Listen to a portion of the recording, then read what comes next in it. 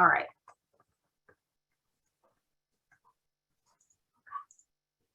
Okay, looks like we're at a pretty static number here. So I'm going to go ahead and begin with our introduction. Kristina Cho is a self-described cookbook author, recipe developer, food stylist, and photographer. She just published a cookbook, Mooncakes and Milk Bread, and will be demoing a recipe from it today. Kristina grew up in her family's Chinese restaurant in Ohio and studied architecture at the University of Cincinnati. During her studies, she realized that cooking and baking in between building models and staying up late was when she was in her happy place. She now lives in the Bay Area and dedicates her days to cooking, writing, photo taking, and doing endless dishes. Eat Cho Food is her food blog, and I have to tell you, when I was first looking at this blog, I remember commenting to my partner that I would eat every single dish on this blog, that I would just be personally so excited to try all these dishes. And he felt the same way. So I made a few recipes from the blog and cooked a few recipes from the cookbook, and I can tell you they check out and they are delicious. So I will go ahead and link the recipe in the chat. And I will be answering questions during this demo, or I'll pass the questions on to Kristina. So please type questions in the chat in the Q&A. And on the delicious food, I'm going to hand it over to Kristina Cho and let her teach us how to make fried sesame balls. Thanks, Kelsey. Hi, everybody. I'm Kristina Cho. I'm the author of Mooncakes and Milk Bread, as she just described.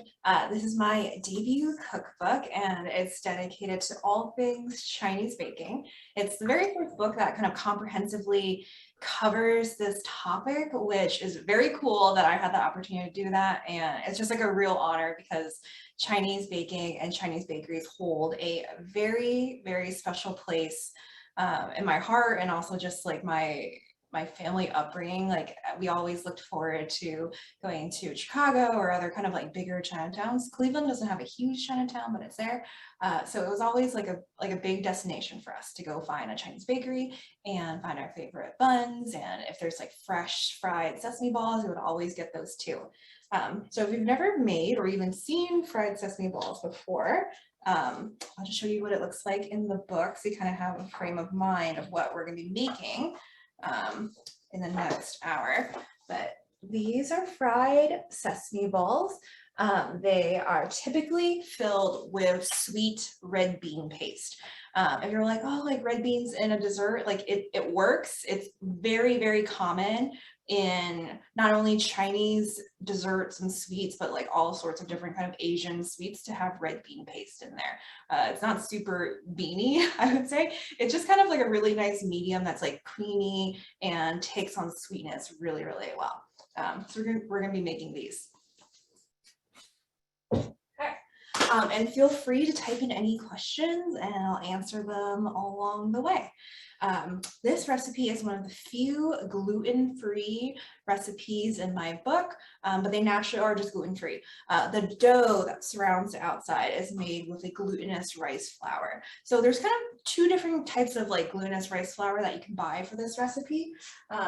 You can, and they're very easy to find, especially in the Bay Area, because we're so lucky to have a bunch of Japanese and Asian, like Chinese grocery stores that sell all this kind of stuff.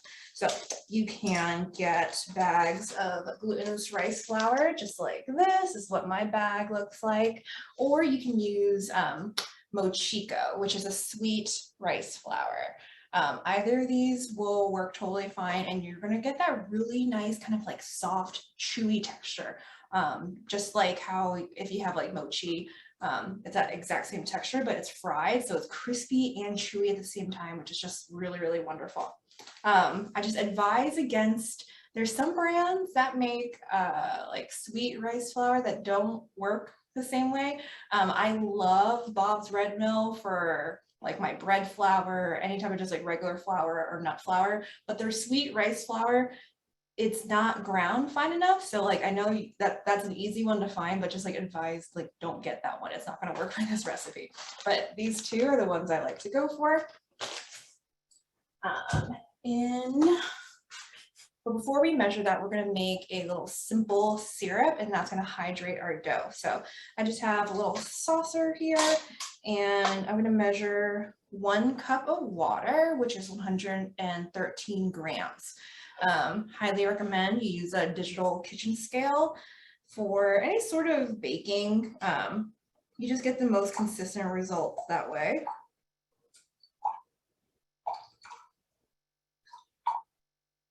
Excellent.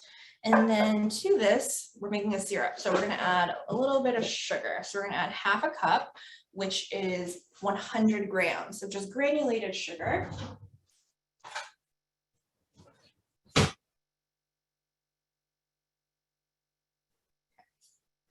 And the water is going to hydrate our dough, and then the sugar, of course, is going to provide a little bit of sweetness for our sesame balls. But they're not an overly sweet dessert. They're just sweet enough, I would say. Okay. Perfect. So now I'm going to set this on a burner, and we're just going to cook it until you see that all the sugar crystals have dissolved.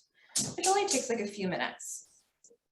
And you can still simmer a little bit. Once it simmers, just kind of like swirl a little bit to get any remaining like sugar granules to melt down. Great. While that's going, we can measure our glutinous rice flour.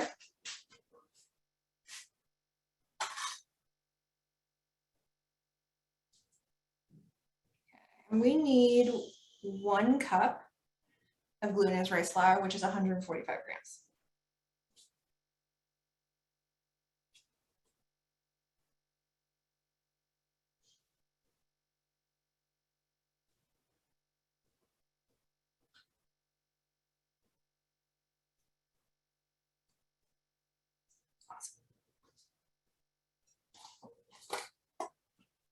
I really love just like, I pretty much always have like a few boxes of mochiko in my cabinet. It's like a really fun thing to bake with. Like even if you're not making fried sesame balls, like if you've had, I think it's pretty popular, at least in the Bay Area, like mochi muffins, mochi donuts and things like that. You just are really into that like soft, chewy texture. Like I know I am. It's really fun to just kind of like explore all the different things you can get or that you can make with mochiko. You can get it at like Tokyo Fish Market, Yaoya-san, which is a Japanese grocery store in El Cerrito.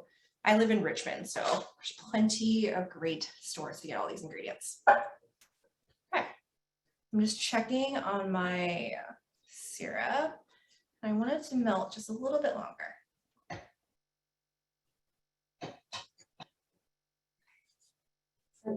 Some things I have off on the side. I like to just make sure I have everything ready so that it's like a quick process, but I have some untoasted white sesame seeds here. In the book, I use like just purely for aesthetics because I like the combination of the black and white sesame seeds. But you want to make sure that they're untoasted because when you fry them, it fries in about like 4 to 5 minutes or so. And if you use toasted sesame seeds, they have a tendency to burn. So that's why you want to use untoasted. And I'm just using just all white sesame seeds because that's all I have today. And then to get these to stick, I have like a 1/4 cup. You just need like a little bit of water mixed with like a tablespoon of that glutinous rice flour is going to act kind of like as your glue. I just find that like dipping the sesame ball in this mixture just helps the sesames like stick on better and you have like a really nice, beautiful, even coat. All right, so that looks pretty good to me. I'm going to turn this off. Just have like a hot syrup here. And then you're going to pour this over your rice flour. Mix it up.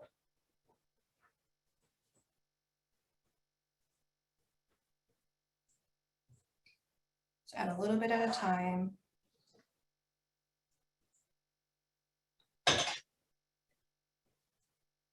And I'm going to use like a flexible spatula. This is hot, so you don't want to like use your hands or anything like that. So just mix it up until you have like a shaggy shaggy dough, or it'll kind of like look a little pasty, almost like slightly dry mashed potatoes. And we're gonna cover this up and just let it cool.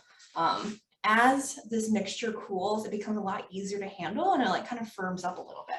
So you want to cover it with some plastic wrap and then just let it cool until it's at room temperature. Like you shouldn't feel any like warmth radiating from the dough anymore. I have some dough already cooling. I made like a little half batch, so there's a little dough right there. And the texture, like it is noticeably like firmer. If while you're rolling the dough, it still feels like a little sticky or so, or like it's hard to form the ball, then you can add like another tablespoon or 2 tablespoons of your glutinous rice flour in there just to kind of compensate for that like stickiness. So I'm going to sprinkle a little bit of this on my cutting board and we're going to divide up our dough. Okay, just a little bit.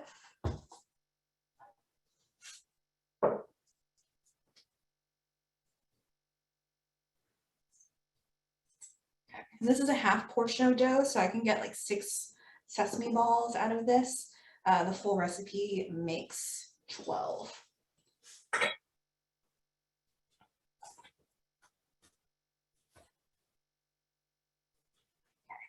And I'm just gonna give this like a quick knead, just like a few times, just to kind of get it a little smooth. And it is holding together like a dough. If it's not doing this, like if it's not staying together as kind of like a dough ball, then you need a little bit of glutinous rice flour in there. Great. And I'm gonna get a bench scraper and we're just gonna divide this dough into 6 pieces. If you're making a full batch, then it would be 12.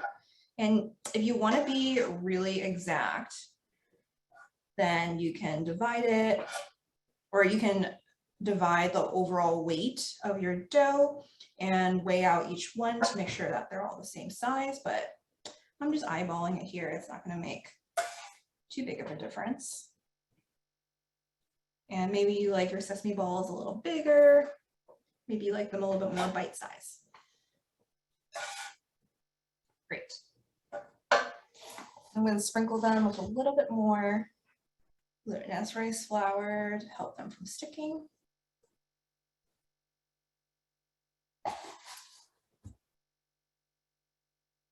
And then I'm going to start with one right here, and I'm going to roll it into a ball. Try to get it pretty smooth. Okay, I'm going to go grab my filling. In the recipe, I have a recipe for homemade red bean paste, which I really love because you can kind of control how sweet it is, and I tend to prefer my sweets like on like the less sweet side. It's definitely still like a decent amount of sugar in here, but you can also buy store-bought red bean paste, but that has a tendency to be like a little cloyingly sweet, so it's really up to you. If you want to save some time and buy store-bought red bean paste, go ahead. If you want to take the time and like make it yourself, highly recommend that.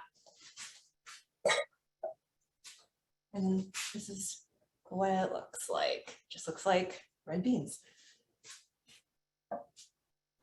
I have a little tablespoon scoop here, but if you don't have one, you can just use like a pair of spoon, like a spoon, just to scoop up a small dollop. You can kind of adjust the size based on how big your dough piece is. But I'm going to take my little dough ball right here, and I'm going to flatten it just a little bit in the palm of my hands. Okay. Some people like to use like a rolling pin, but like it should be soft enough that you can kind of just like tap it yourself. And then I'm going to use this and scoop up like a tablespoon. And then you're going to kind of slowly bring up the edges. It's a little soft, so like you want to bring up the edges, kind of like you're wrapping a dumpling. Okay, until your dough is fully encasing the red beans. Like that, give it a roll. it'll be a little delicate, and don't be nervous that it's like not perfectly round when it fries. Some sort of magic happens that like the spherical nature of the sesame balls just kind of like even out and they like puff up. So don't worry about it too much. Okay, so I have my water mixed with a little bit of glutinous rice, and I'm going to dip it in there. Just kind of give it a nice little coating. Okay, and then I'm going to drop it in my white sesame seeds. And I'm just grabbing a spoon so that I don't coat my fingers like in sesame seeds. So I'm just going to kind of like lightly toss this so that it's well coated.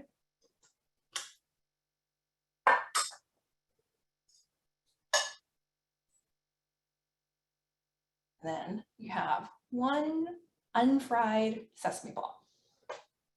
So it really doesn't take too long. Like there's a little bit of downtime for waiting for your dough to cool down, but otherwise like forming the actual sesame balls don't take a terribly long time. So after this, I'm going to fold a few more, and I'm just waiting for my oil to heat up. I have a little bit of oil in a saucepan here, and I want it to be at 360 degrees. That's like kind of like an ideal frying temperature for whatever, like most things that you want to fry. So I'm going to put this down. And let's make another one. Are there any questions at all?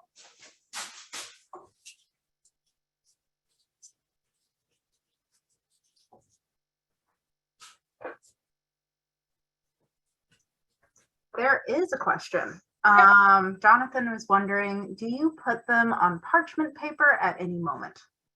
Oh, I guess you could. I just like literally sit mine down on my countertop just to like reduce having to use like extra material. Once they're coated in like the sesame seeds, they really shouldn't be too sticky because the sesame seeds aren't sticking to anything. But if you are, so it's really convenient that I'm like assembling these right next to where I'm frying. But if you wanted to like be a little bit more efficient, like I do this when I make dumplings or anything like multiples of something, then I would put all the sesame balls on like a plate or a cutting board so that I can like easily just transfer all of them to wherever my cooking / frying station is. So if your kitchen's a little like spread out like that, then I highly recommend doing that. And then we also have a question. Do you use black and white sesame seeds or only white?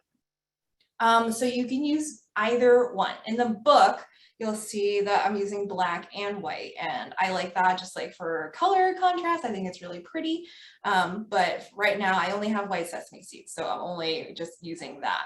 The only thing I did note that like it is important, if you can, to use untoasted sesame seeds because as you fry them, it's essentially going to toast and like cook your sesame seeds in the oil. So if you're already using toasted sesame seeds, then it might have a tendency to like burn while it's being cooked, and will give your sesame balls like a slight like kind of like bitter flavor. So that's the only thing I would keep in mind when buying your sesame seeds. And then Marlene was wondering about other fillings that you might use. Such a good question. So last week I filled these with cream cheese and jam, and it was incredible. Like really amazing. I'm a Midwesterner, so I like love cream cheese in like anything. And so I was making these actually, and I was like, I want to save some of my red bean paste and like experiment with a few different fillings. And I just used my little scoop here, and I put like a little bit, like a small dollop of cream cheese. I put like a little bit of jam inside, and then topped it with a little bit more cream cheese so it can kind of sandwich together. And the cream cheese was great because it's firm enough that you can kind of mold the dough around it.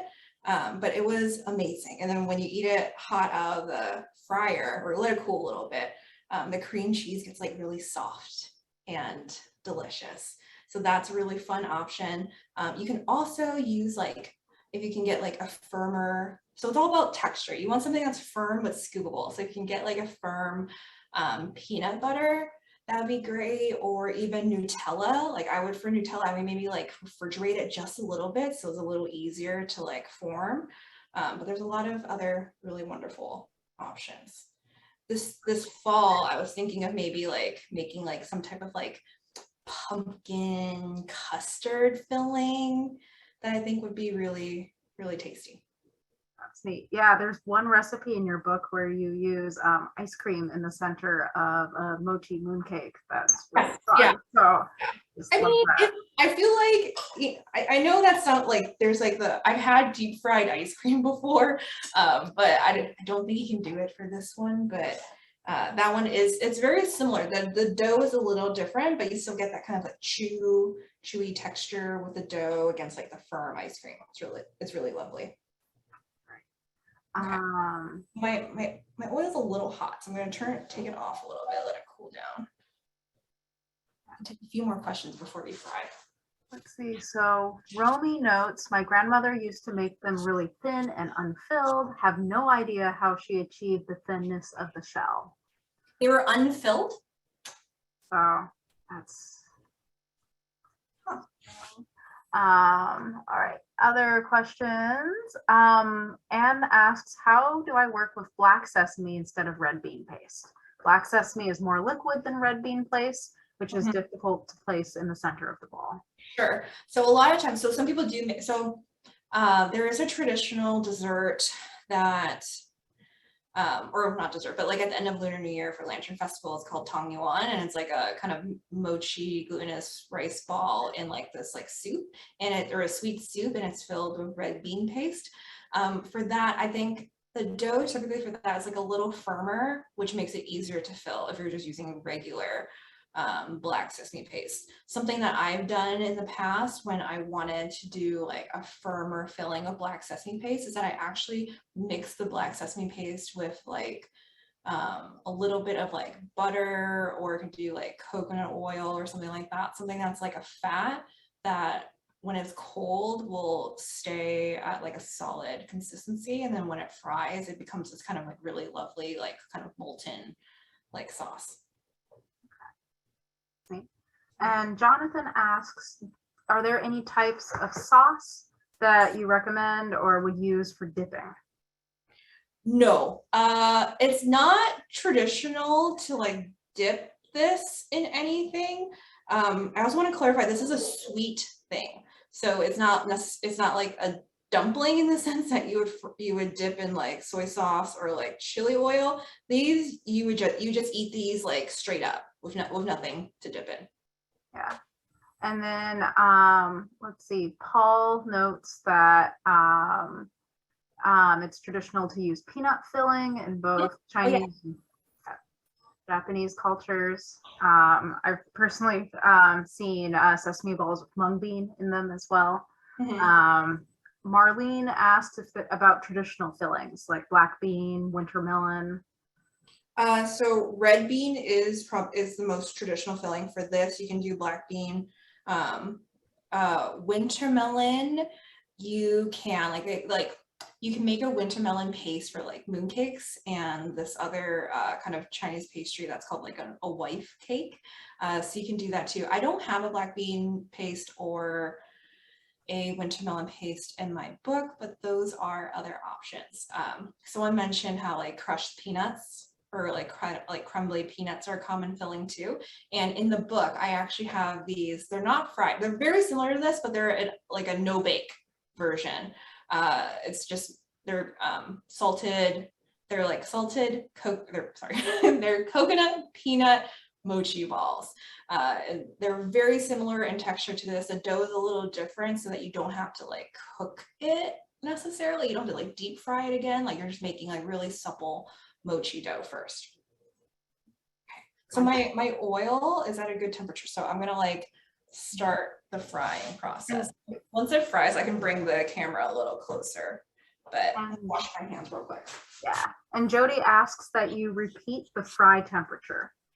So for generally anything that you're frying, you want something that's between 360 to 380 within that range. If it's anything lower than that, then that's when you have a tendency to like make things that are like greasy, because the dough or whatever is on that, whatever you're frying is gonna start soaking in that oil instead of like kind of crisping the exterior layer of it. And if it's above 380, it's gonna start to like cook whatever you're cooking a little too fast. And for these, they cook for like 4 to 5 minutes, and you need that time so that the dough can fully cook and get that really delicious, like chewy texture. And I'm using canola oil here, but you can also use vegetable. Okay, so my oil's hot. I'm going to take one of these balls. I like to use chopsticks when I'm frying, so I just have it like this, and I'm gonna gently lower it. You should hear like a gentle splutter. Like it shouldn't be like super loud, but you should hear a few tiny little bubbles. Okay, number 2. And I do this weird, well, it's not super weird, but I like, if I'm not frying a ton of stuff, I have a semi-small saucepan in here that I filled with oil, but I want at least like 3 inches of oil in here so that I can fully submerge the sesame balls. It doesn't really matter like what size pot you have. It kind of just depends on how much oil you want to use.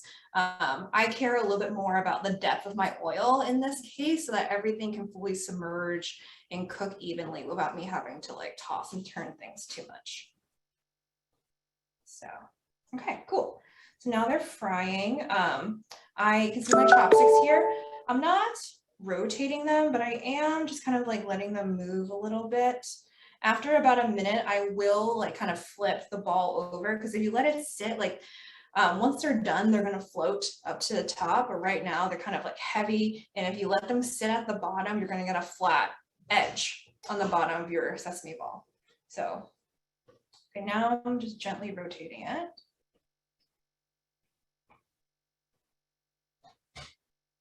Okay. And these will sort of tell you, if you have it at the right temperature, like kind of 360, these will sort of tell you when they're done, which is really great when you use untoasted sesame seeds. Once you start to see the sesame seeds are like a really wonderful, like light golden brown color, that normally happens after like 4 to 5 minutes. So you can either set a timer or just like follow a little bit of like your intuition here. And an anonymous attendee asks if it is possible to air fry the sesame balls. So I recently just got an air fryer. It's over there because it's, will it air fry is one of my #1 questions about like any recipe that I make. For this, I don't know. I think for a lot of other recipes, like if you wanted to make like egg tarts, like something with like a flaky, buttery pastry, you can air fry that for sure. Maybe I'll experiment after this. I'll make one and I'll stick it in my air fryer and see what happens. But right now I'm not totally sure. Okay. Excellent. All right. And Natalie wants to know if you can reuse the oil. Yeah. So I tend to keep my oil for a while. Sorry, that's my dog. Our mailman is here and he does not like it. So I use my oil like 4 to 5 times. And I try to make sure that like what I'm using the oil for stays consistent. So like I wouldn't make these, or I wouldn't use oil that's like, say I was making like fish and chips, like I was frying fish in this oil, I wouldn't use that same oil to fry something sweet like sesame balls. Like I would keep those separate. But if you're purely keeping your oil to fry like donuts, sweet things, or like things that don't have like super strong flavor, then I would keep that going for a while. Jay says that his dog is barking at your dog. Sorry. Sorry, chain reaction. Yeah. Earlier question, Desmond asks, looks like the volume of bean paste is the same as whatever size of dough balls you've made. So just about. I would say that the bean paste is slightly smaller.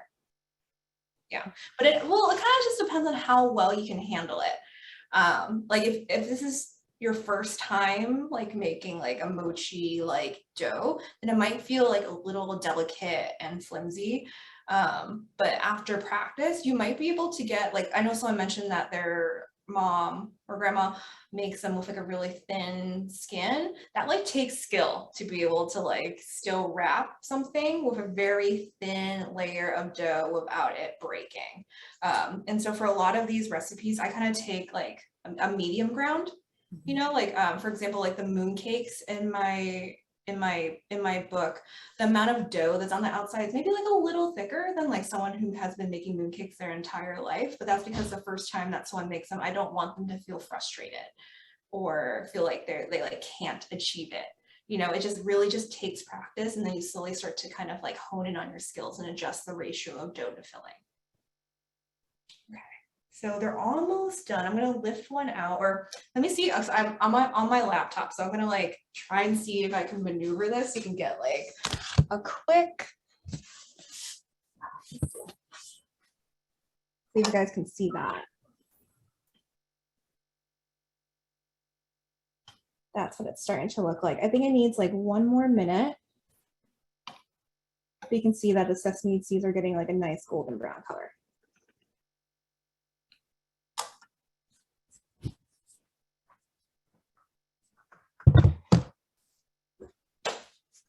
Were you guys able to see that? I think I was like just tilting it. It was beautiful, absolutely beautiful.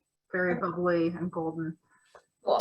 After they fry, I put them on a wire rack and I set it over like a tray with some paper towels underneath to catch any oil. A wire rack helps so that you have a little bit of like air underneath. Otherwise, if you like set it on something, then that oil kind of like seeps and sits there.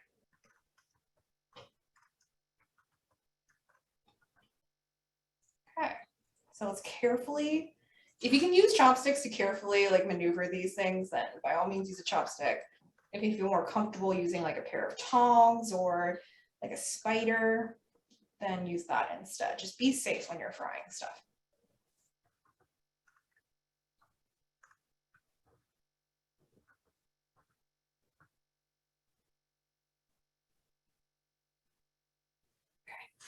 You can see the sesame balls. So they like plump up a little bit when they're frying and stay a little bit rounder.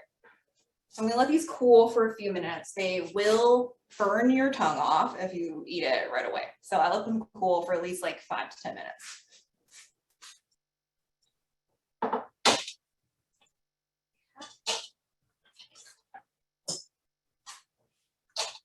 Cool. So as they cool, does anyone have any more questions, either about the recipe or about the book in general? There is one question about the recipe in the chat. Someone has asked, how long will these last? How do you store these? Can you freeze them? Would you keep them in the fridge? Yeah, so I think that these, as most things, these are best eaten fresh, especially since they're fried. They do keep for like a couple hours. I would say like maybe like 3 hours at room temperature. Like say you want to make these for a party, and have them sit out for a while, like they'll be fine. If you wanted to like keep them longer, like in your fridge or specifically in your freezer, I think these are great to fry while they're still raw. So like right after you coat them in the sesame seeds, I would put them on like a plate and stick them in the like a plate or a tray or something like that. You can lightly cover them with plastic wrap and then freeze them solid. And then once they're frozen solid, you can throw them in a Ziploc bag and they're good up to like 3 months, depending on how cold your freezer is. I don't know if I would freeze them after frying, although that might actually be how you would air fry it. Like if you wanted to like reheat something, like reheat this like again after cooking, like an air fryer actually might be really great for that too.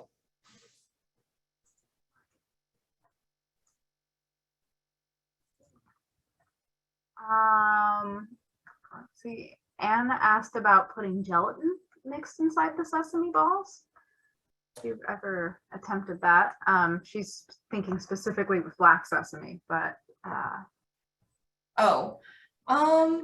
like if you want to mix gelatin with the black sesame paste, you could. I don't necessarily think that that would be an awesome texture to put gelatin in there, because then you're, yeah, I don't know if that would be awesome.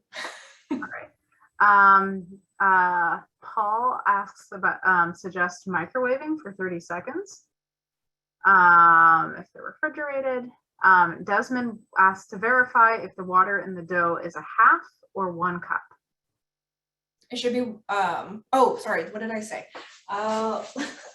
Let me double check. Sorry, I tried to memorize every single one of my recipes. Oh, it should be half a cup. Yeah, so it's 1 cup glutinous rice flour, and then half a cup of sugar, and then half a cup of water. Okay. So, a lot of times these recipes, like I keep in mind like the metric unit of it, and I know a lot of people are like, oh, just give me the cup measurement, but like in general for baking anything, like try to use a scale. It's just gonna be the best way to make everything and have like the best results. So okay, Jody is going to ask you to, she says, please slow down and repeat the amounts. I'm also going to send her the recipe link as well. Yeah, I would just refer to the recipe link in there. It also exists, like I think Kelsey sent the National Post recipe of it, but if you just like search fried sesame ball and then my name, like it exists a lot of places. And also, of course, like just you can get the book, it's in there too. All right, and I'm going to just resend out the links to everyone, noting that this video will be in the Berkeley Public Library's YouTube channel. And the recipe link is linked from the National Post. And then I'm also including the link to Kristina's blog, eatshowfood.com. Mm-hmm. Okay. Yeah. And so these sesame balls are just like one facet of the endless things that you can get at a Chinese bakery. A lot of times you can get this at dim sum. It's like a really popular dim sum like dessert to end your feast after a bunch of dumplings. But I think what this recipe kind of like shows off is like how diverse the offerings at a Chinese bakery are, and not everything is baked necessarily. And that's what makes Chinese bakeries like so dynamic and so unique, is that you have steamed cakes, steamed breads, like steamed char siu bao, you have fried sesame balls, you have these different kinds of like fried doughs and fried donuts. And then of course you have like the baked milk breads and pastries, egg tarts and things like that. There's a lot of similarities between Chinese baking and then of course like the Eurocentric styles of baking. There's actually a lot more in common that makes them different, but I think things like fried sesame balls are kind of like those sweet, like unique moments that really make Chinese baking its own unique thing. Okay, so I'm gonna open one. Let's get a little closer.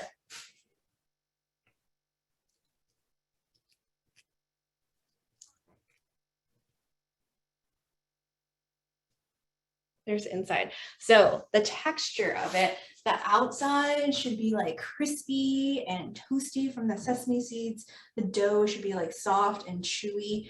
And then the red bean paste inside is like sweet and like smooth and creamy. It's just like a really wonderful combination of like so many great textures. Really, really, really good. Looks amazing. Yeah, they're super yummy. I normally end dim sum with either typical of egg tarts, but if I have any room, I'll also get some fried sesame balls too. They're just so satisfying. And even like looking at this, like I actually feel like I could have got my dough just like a little bit thinner, but that's just like practice. Like I actually probably wouldn't go any thicker than this because the dough will just take a little longer to cook. So again, keep that in mind. It's just practice of being able to get like the right like layer of thinness around without the dough breaking. Yeah, one of my favorites for sure, and so much skill. Mm-hmm. One of the questions we have here is for those who are using pre-made red bean paste. Mm-hmm. Is there a brand that you would recommend? don't have a preferred brand. I actually feel like so I shop at 99 Ranch a lot of times, or I'll go to Berkeley Bowl. They have like Berkeley Bowl, like I feel like a lot of people probably live in Berkeley because of this event, but Berkeley Bowl is like the best grocery store I've ever been to in my entire life, and we're all really lucky that it's there. I feel like all the different kind of Asian grocery stores I go to have like so many different brands of things that there's not, other than like certain brands of soy sauce or something, there's not like a ton of consistent brands, like say for like red bean paste. So I say just like grab one that like you like the packaging or something, like it's most likely going to be fine. All right. Let's see. Desmond is asking for the for your recipe of red bean paste, which you might have to get the book for that. Yeah, it's in the book. It's a lot of the things in the book have this kind of like mismatched quality, or like a hunt and seek quality to it, because I have red bean buns in the book. I have red bean mooncakes, and then of course I have these like fried sesame balls that are filled with red bean paste. So the red bean paste isn't like solely for this. It lives on like a page that like feeds all of these other recipes. Excellent. And Jonathan asks which fruit pairs well with sesame balls. If there's like a fruit you would serve on. I think like any like citrus would be great. Typically sliced oranges are really common, just like dessert in my family, or in a lot of Chinese restaurants you just get like slices of like ripe oranges, and it's just sweet and like a little bit tart and refreshing. But I think with fried food, anything that has that kind of like acidity, brightness, and juiciness is like a really nice complement. Okay. And then another question is, should you, if you freeze the sesame balls, like you freeze the dough, should you defrost it before frying, or can you do that? I would not. I would not defrost it. I would just put it in the fryer and then allow for like a few extra minutes for it to like cook. Probably will only, because when we fry things, the temperature is so hot, like it's really only going to be an extra maybe 2 minutes of cook time. Okay.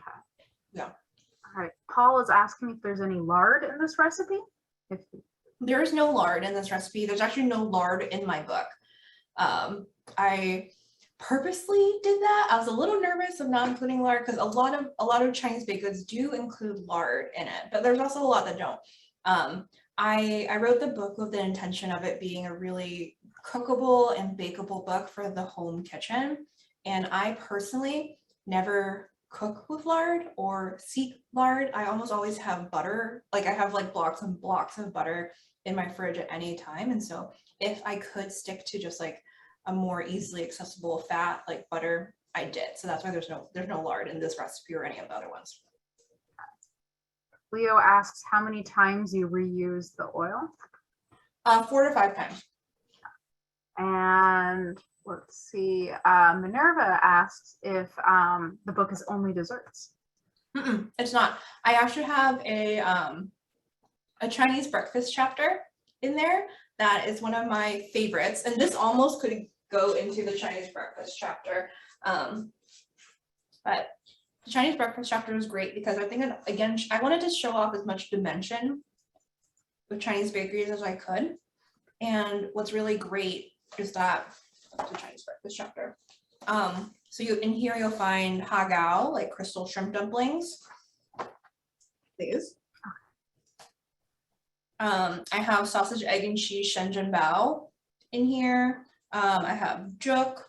I have yoto, or I'm sorry, Bantuan, which is like a fried donut surrounded with sticky rice, and there's like a fried egg and pork floss and kimchi. It's like amazing. And I wanted to show off Chinese breakfast because a lot of Chinese bakeries, and I used to live in Inner Richmond, and there was like so many bakeries like Good Luck Dim Sum that had baked goods. We could also get like the best hagao there at the same time. It was like my ideal breakfast, be able to get like a pastry and dumplings at the same time. If only they had like really excellent coffee, then I would not have to go anywhere in the morning ever again.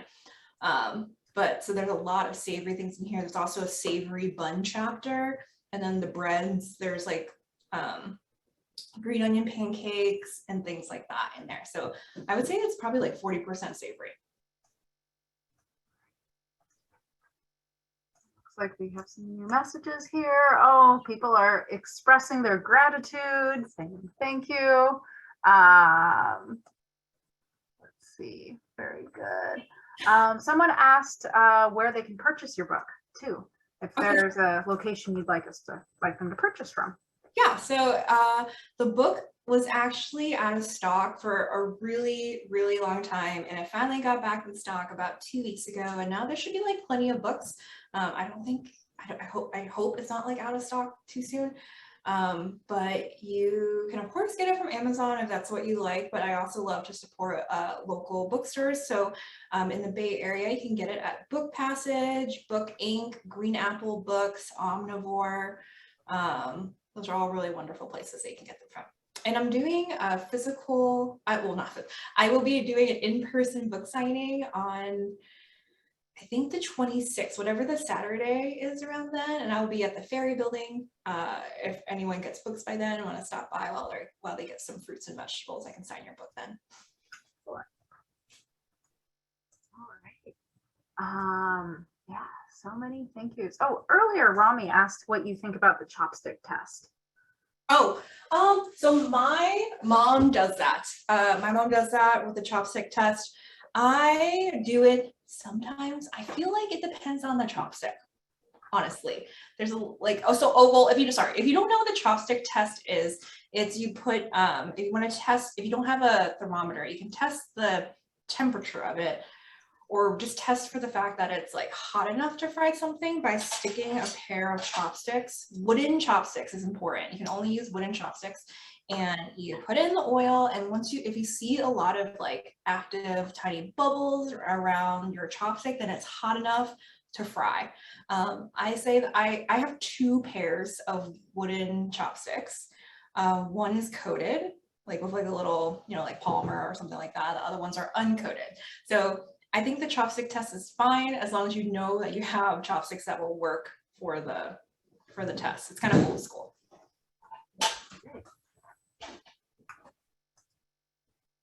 Okay, well, thank you so much, Kristina. This has been absolutely delightful. I'm just going to give our audience a few minutes more for questions. There's lots of congratulations on your book. Folks are craving dumplings now and dim sum and all kinds of good stuff. And this is just perfect for Lunar New Year. Thank you so much for taking time to not only talk about your book, but actually cook something on screen and just share so much with our audience today. Of course, it's been my pleasure. You have all been really great. Okay. Oh, Noelle asks about vegetarian recipes in the book. Well, it's a baking book, so if you don't eat eggs, then maybe that's a problem, but there are a lot of vegetarian recipes in the book. Like if you just only wanted to make bread or sweets and things like that. For the savory buns, there's actually a lot of like vegetarian.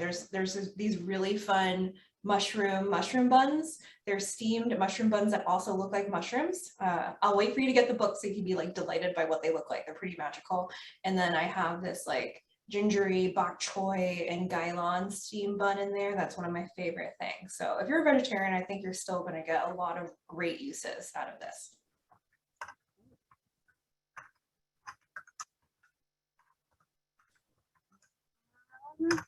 Noelle, thanks you.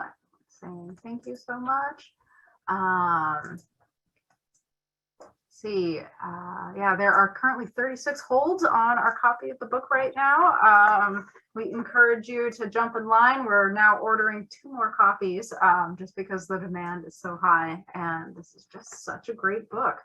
All right, I think we're cooling down on questions right now. Once again, thank you so much, Kristina. This has just been such a delight. Thank you. Thanks for having me. All right. And once more, this will appear on our YouTube page, and I'll be sure to post a link to the recipe and Kristina's blog as well. All right. Happy Lunar New Year, and everyone have a great rest of your day.